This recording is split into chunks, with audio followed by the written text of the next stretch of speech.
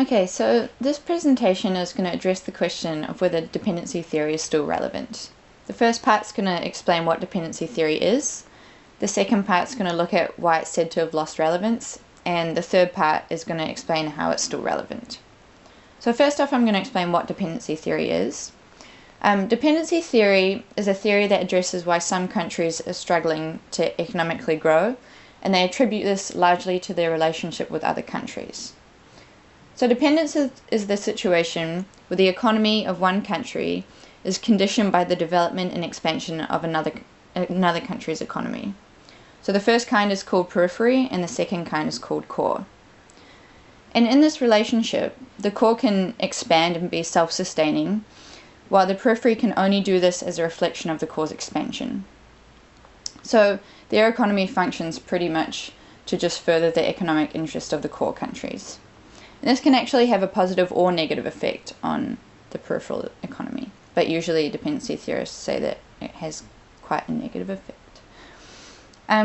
Dependency theory was considered useful, or I think, for three reasons. First, to explain why some nations couldn't successfully develop at all.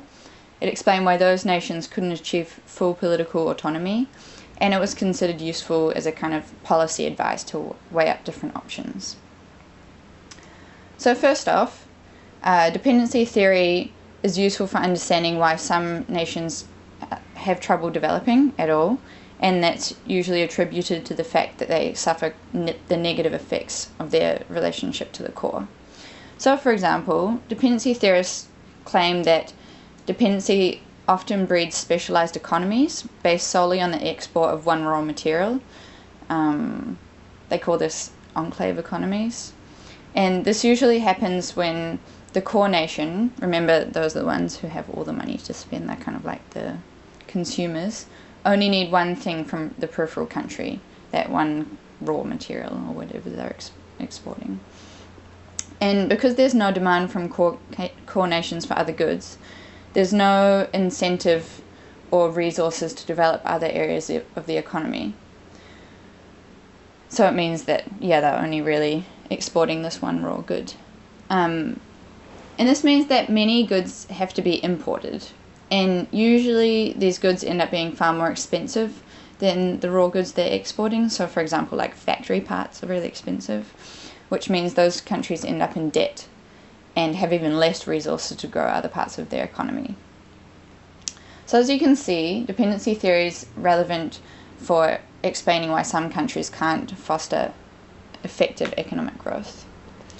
So second, dependency theory is useful for understanding why the political choices of peripheral countries often accommodate the wants or needs of core countries.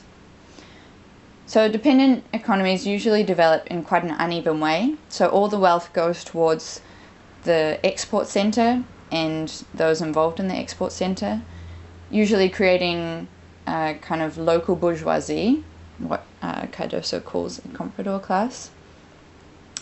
And the comprador class, who are usually probably quite influential, because remember they've got all the money, have a vested or had a vested interest in maintaining the development, their dependent relation to the core, because obviously it kept them rich. So that ensured that all the political demands of the core were met.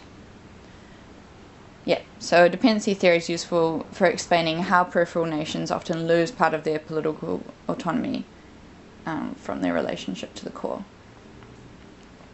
So third, it's useful for explaining how peripheral countries can develop. Cardoso thought that the first step in understanding how an economy can grow is by highlighting the economic limitations to that economy.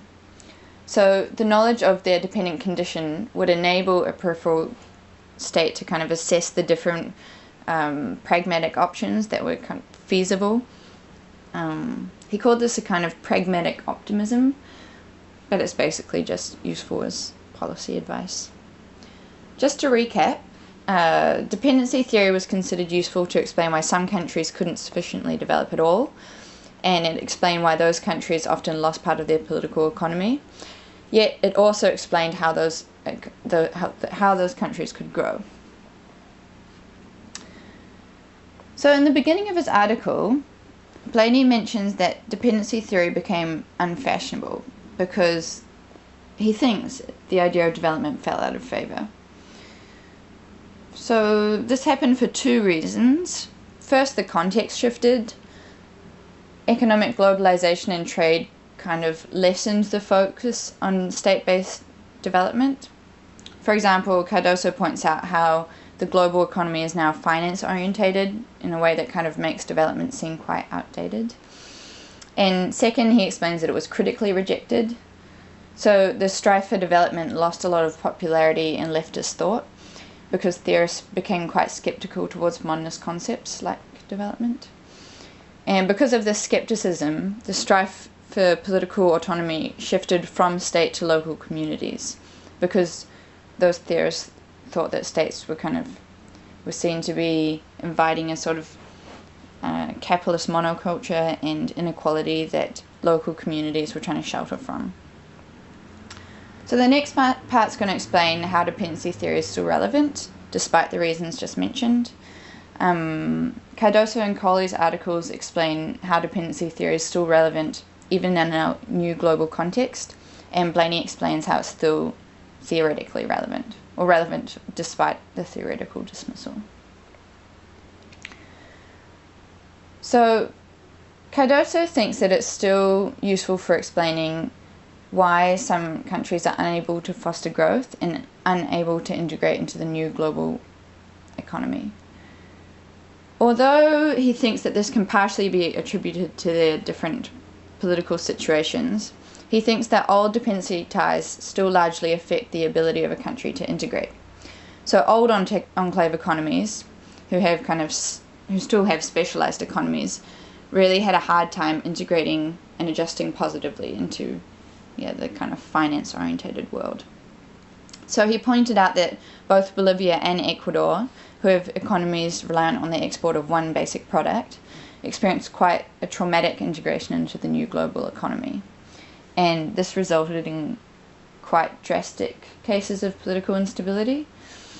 And he compares this to countries like Mexico and Brazil, who have more diversified economies, and he claims that they found it much easier to integrate, and they were able to develop policies that made their entry into the globalized economy much smoother. So dependency is still useful for understanding why some economies are struggling to foster economic growth in the current global conditions. Second, Coley's article illustrates how it's still relevant for understanding why some countries aren't able to make autonomous political decisions, even in our new globalized context. So he claims that Asian states were able to pursue their state interventionist policies, remember the kind of policies that create high levels of growth and that were relatively equal, because they broke from core nations after World War II. And he claims that this break stopped core countries from having the ability to exert significant influences over the policy choices made in Asia. By contrast, he claims that Latin America didn't experience such a break and still remain quite influenced by the core. This can be seen in the difficulty to pursue independent economic strategies like the state-led ones seen in Asia, and their embrace of quite kind of favourable or policies that are favourable to the core, like the Washington Consensus and things like that. So I think it's still relevant for understanding political influence in our new global context. And both Cardoso and Coley, because they think that dependency theory still kind of illustrates how countries are restricted and limited in growth, think that it's still relevant for assessing policy options. So Cardoso thinks that globalization has kind of expanded the opportunities available for peripheral countries to develop, but yeah, they're still limited in many ways, so it's still important to acknowledge those limitations to assess feasible development and integration policies. So yeah, as just explained, these two theorists think that dependency theory is still useful despite the fact that our economy has shifted. So Blaney, remember, he thinks that he talked about the post-development thinkers, and who criticise modernity and claim that local communities are the most effective way to maintain autonomy.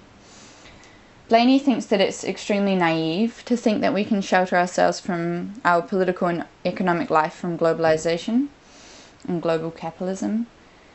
And he claims that this kind of thinking, the post-development thinking, threatens to take us back to pre-dependency ideas that economies and political communities are separable units, which would, in his opinion, blunt our ability to criticize capitalism and inequality.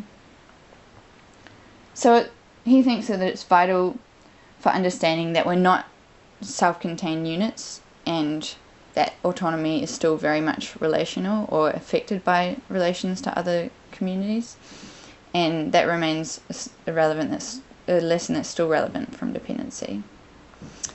I think that an interesting case study for the exams would be the recent land grabs, where countries with big populations and a kind of growing economy, like India, Malaysia, and China, are buying up quite large chunks of farmland in Eastern Africa and kind of asking questions like, are these going to create new dependency ties? And maybe weighing up, in terms of Blaney's article, weighing up the best way for these countries to kind of maintain a sense of autonomy. So looking at whether they should, the kind of arguments of post-development thinkers and of dependency thinkers. Just to conclude, so people say that dependency theory lost relevance because of the new economic context, and some claim that it lost theoretical validity. However, Cardoso, Coley, and Blaney's article illustrate that it's still useful for understanding why some countries are struggling to integrate into the globalized community, why those countries are still vulnerable to the core, and for policy advice on how to move forward. Thank you.